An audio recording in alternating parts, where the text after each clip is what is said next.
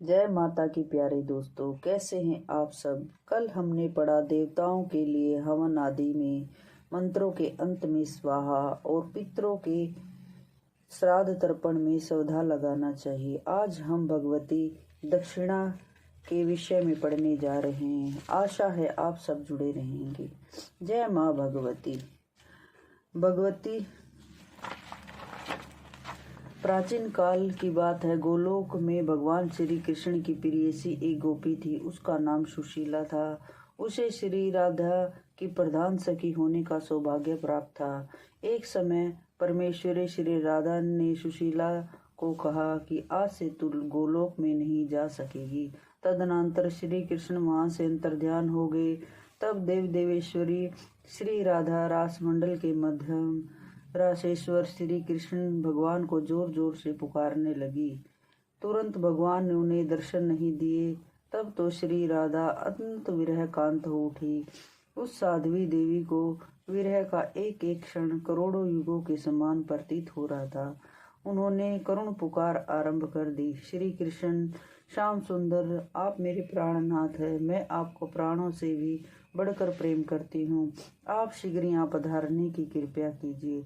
तदनंतर श्री कृष्ण ने प्रकट होकर राधा के विरह ताप को शांत किया। श्री राधा की सहचरी सुशीला नाम की जो गोपी थी, जिसे राधा ने गोलोक से च्युत होने के लिए कह दिया था, वह वहां से चलकर देवी दक्षिणा के नाम से प्रकट हुई।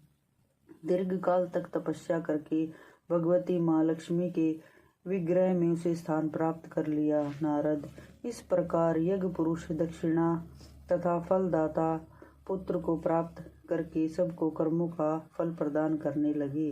तब देवताओं के मन में बड़ी प्रसन्नता हुई। वे सभी सफल मनोरथ होकर अपने अपने स्थानों पर चले गए। मैंने धर्मदेव के मुख से ऐसा सुना था।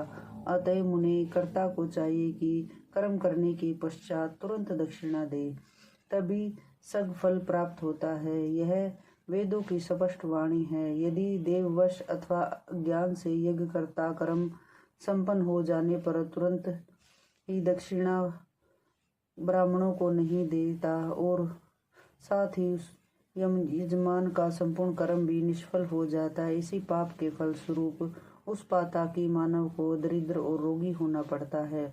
लक्ष्मी अत्यंत भयंकर श्राप देकर उसके घर से चली जाती है।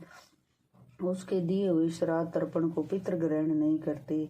ऐसे ही देवता उसकी की हुई पूजा तथा अग्नि में दी हुई आहुतियां स्वीकार नहीं करती। इसलिए कर्ता को चाहिए कि कर्म करने के पश्चात तुरंत ब्राह्मण को दक्षिणा दे। जय माँ भगवती। जय माँ भवानी।